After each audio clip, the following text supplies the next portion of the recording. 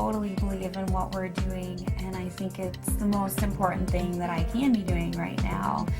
There are so many people who are sick, and if this can help them, people have to know about this. It's fantastic that I get to share this with my family, that we're doing this together, and that we both feel so passionately about it. She was on over 40 different medicines. She had been on methotrexate and Plaquenil, one of those which nearly destroyed her vision. All the potent anti-inflammatories, the Vioxx and the Celebrex, and was on all sorts of painkillers and all sorts of antibiotics. She had classic steroid toxicity. Her face was the shape of a moon because there's a lot of swelling that occurs in the face. At the age of 16, was diagnosed with juvenile rheumatoid arthritis, and that evolved into a lupus condition, a diagnosis of interstitial cystitis, an autoimmune disorder. Bedridden 4 years. Her mother thought she would never survive. I went to talk to William as a friend and as a doctor about his experience with patients and how they used cannabis. Seeing what the juicing did for me, using it in this form, was so significant. It changed my life.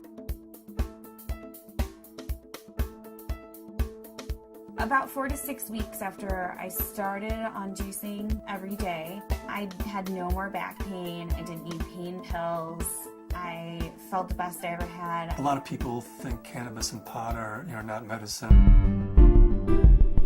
I had stumbled on an article in Scientific American, December 2004. They had an article on marijuana as the brain's own marijuana, and they introduced the idea that the body produces compounds that are very similar to those found in marijuana or cannabis. Cannabis actually goes upstream. It provides feedback from the postsynaptic nerve to the presynaptic nerve, which was unheard of in neurochemistry. I mean, all neurotransmissions were unidirectional, and all of a sudden, swimming against the force of that are those little cannabinoid molecules that tie the whole system together. The phytocannabinoids from this plant augment the body's attempt to restore and increase function to a normal level. So it mimics the regulatory system of cellular physiology. And recently the Food and Drug Administration has approved of CBD, which is a cannabinoid like THC, one of 80 cannabinoids. The federal patent compares vitamin C, vitamin E, and CBD, or cannabidiol. CBD turns out to be more potent than either of those two. The thing that I warn my patients of is, if you're going to be juicing this flower and this leaf, and you're going to be doing this high-dose, non-psychoactive cannabinoid dietary approach, please do not heat it. When you heat cannabis, you make it psychoactive, which for a large part of the community, the psychoactivity of a plant is a measure of its medical quality. But it's really quite the inverse. If you heat or age cannabis in any way, you're destroying some of the medicinal properties of it. To use the plant effectively, we have to use it the way it evolved over 34 million years, which is raw. Because when it's raw, the THC is bound up as THC acid. It requires aging, drying, so as a hunter-gatherer, we gather this plant and we notice, wow, as this plant ages, it changes character. It suddenly has a psychoactive effect. I think that's the most exciting area of cannabis research, is looking at non-psychoactive cannabinoids. Because if you do heat it, you'll decarboxylate the THC acid, and you're going to have 600 milligrams of THC acid with the CBD acid. You would be unconscious probably for the better part of the week. Between heating the plant, whether that's in a sucker, a cookie, a baked good, a butter, vaporized, smoked, all of those techniques convert THC acid, which is non-psychoactive, into THC and provide you with that 10 milligram dose. But if you eat the plant raw, then THC acid is the way it's found in the plant. It's not psychoactive. The juicing allows you to get up to the 500 to 600 milligrams, which is 60 times more than you could tolerate if it was heated. This treatment is not psychoactive. People don't have to be stoned when they take it. They can take it and go to work. They can take it and play with their kids. It's hard for me to understand laws against something like green leaf therapy and to think that prednisone is legal. We're still fighting the stigma of marijuana back from the 20s, 30s, 40s, 50s. I was a prosecutor for 8 years in Mendocino County, so I know it from both as a defense attorney and as a prosecutor. The 1972 Controlled Substances Act said that marijuana has no medical value whatsoever. The federal government has a patent on its medical properties. The Food and Drug Administration has approved of it as investigative new drug. I have not found the United States to be very open about cannabis research. In order to print an article in a peer-reviewed journal, you have to use cannabis that they have certified for your study. And there are physicians who have waited 3, 4, 5, 6 years, some even longer than that, to just get a sample. The federal government's been kind of schizophrenic in the way it looks at marijuana. It says it has no medical value under that act, but at the same time, the federal government has been funding research in marijuana for years, for decades.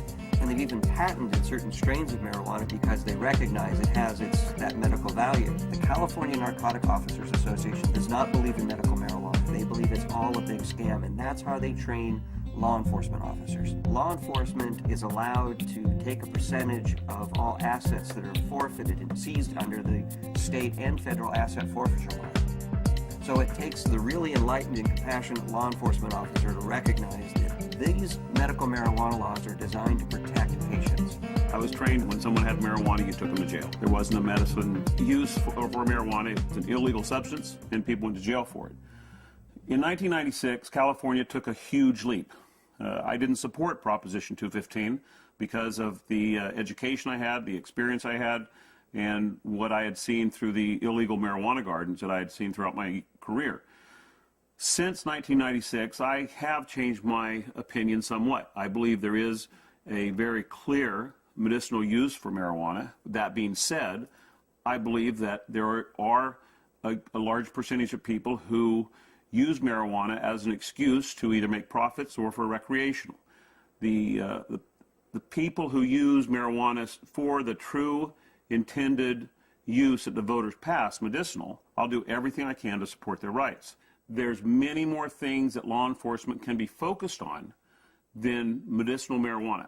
And I don't want to give the impression at all that I support people who are growing marijuana for medical purposes 364 days of the year, and then one day a year they make a big sale for a couple $100,000, and they're a commercial seller that one day of the year.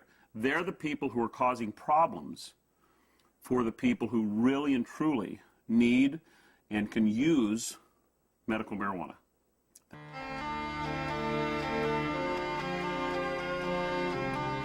Terrifying, to be told as a parent that your child does have a tumor in her brain. It took 24 hours in the operating room. They gave us a 10% chance of survival with treatment. The Oakland Children's Hospital, where they called me and they said they had a baby who they were discharging home. This baby had completed all treatment that would be useful for it, had a brain tumor, had surgery, had radiation and chemo, and the tumors were still growing and still multiplying. And therefore they said to the parents, just take this baby home and make it comfortable, because there's nothing more that we know that will help its condition. Started to accept to the point where the illness had taken her and us, and try and find some acceptance. A month went by and I got in contact with the family, and they said, well, we just came back from Children's Hospital. They did a CAT scan. The tumors have shrunk and there are fewer of them. And they said, I'll tell you what we've been doing. We've been juicing the fan leaves of the marijuana plant and giving our baby a shot glass of this juice every day. This is like this wonderful hospice story. She is no longer on hospice. I brought the oxygen concentrator back. It's just one of those wonderful success stories. The plant is a pretty amazing plant because it appears that the juice of this plant is saving this baby's life. Here we have something that can really change people's lives. I mean, I was laying in bed, catheterized, thinking that physicians were just trying to make me comfortable. They really didn't think that there was anything more that they could do, and that I may not live to be 30, which I am now. That was the best I could hope for.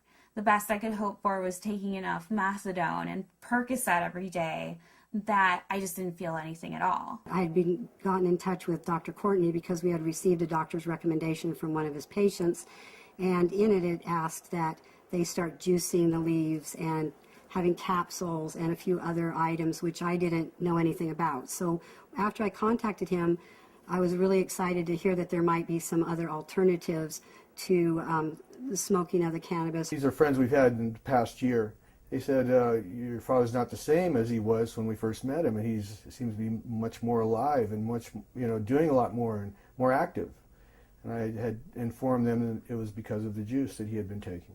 Right after we started juicing, that he seemed to be more active. We would do things out in the garage more, and he wouldn't spend so much time in his chair. We have ran out periodically in the last year and a half, and that's what made me convinced that he needed it, because when he would run out, he would have trouble getting out of the car. I had 4 doctors tell me that I should have a hysterectomy. You either have no ovaries, or at the very least you're sterile. That my endometriosis was so bad I would never be able to have a child. Despite very potent birth control, despite being sterile, Zahaya decided she was going to come join the party.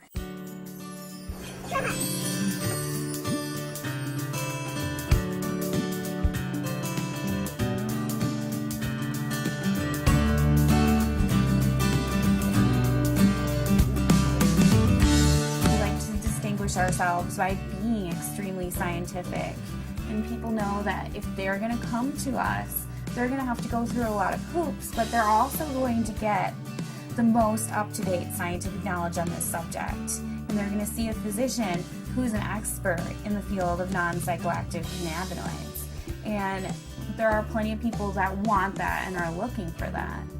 We opened our 5th office in Luxembourg. Their government is really sympathetic and open. There's an international group studying autism and CBD in Luxembourg. There's a physician there who's writing cannabis scripts who's also a senator, and we've been working with him, Senator Columbera. The government may be actually funding experiments in a research center using cannabis, in large part because of Dr. Courtney's work with non-psychoactive cannabinoids and Senator Columbera's work with cancer patients. There are now facilities for testing plants, and there's been more progress made in the last 5 to 6 months. A new strain in from Spain called Canatonic, 6.9% CBD. That's 700% increase over Northern Lights, which is our previous high producer. I would like to find strains that have all of the cannabinoids present in an amount that's useful. I'd like to produce strains that are adapted to environment. In Luxembourg, we're producing thousands and thousands of pounds of seed, to raise the money to give away, a half a pound of seed, because if that person grows an acre of cannabis and feeds their family the proteins and the fatty acids, incredible food source, an incredible preventative medicine source, and an incredible therapeutic source, and at the same time, they're sucking 5 times as much CO2 out of the environment as an acre of trees. First, we have to change Convention Treaty Number 1, which was the convention that the UN put out in 1961 that says cannabis as a crime should be, if you have it, if you grow it, if it's in your possession, you should be in prison. That dogma has dominated the world right now. They're asking for input from the World Health Organization, and in the process of writing a letter stating that this is a dietary essential. It's not a criminal thing, because we have to change that treaty before we can go into Central and South America and say, you grow yourself an acre of this plant, feed your family, prevent illnesses. So Cannabis International kind of legalizing the plant globally, giving it back to people as a food source, prevent illness is so much better than waiting until you have diseases. With my own experience and all the patients that I've spoken to, I believe that it's not an isolated incident, that this is the best medication